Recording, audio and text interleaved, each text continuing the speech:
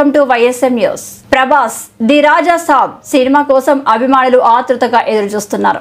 Prabhas career లో రూపొందుతున్న తొలి కామెడీ హారర్ మూవీ ఇది. ఈ తరహా సినిమాలు తెరకెక్కించడంలో దర్శకుడు మారుతి సిద్ధహస్తులు. ప్రభాస్ లాంటి సూపర్ హీరోతో హారర్ కామెడీ అనగానే ఆడియన్స్ లో విపరీతమైన ఆసక్తి నెలకొని ఉంది.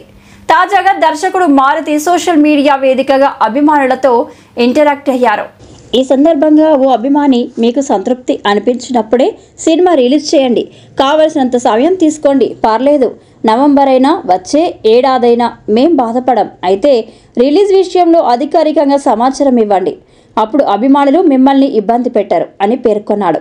దానిపై దర్శకుడు మారుతి స్పందిస్తూ, కొంచెం టాకీ పార్ట్, కొన్ని పాటలు బ్యాలెన్స్ ఉన్నాయి, అవి పూర్తవగానే లిరికల్ వీడియోలు విడుదల చేస్తాం. ఈ సినిమాకు CG వర్కే ప్రాణం. ఆ పని మీదే పలు CGI స్టూడియోలు పనిచేస్తున్నాయి.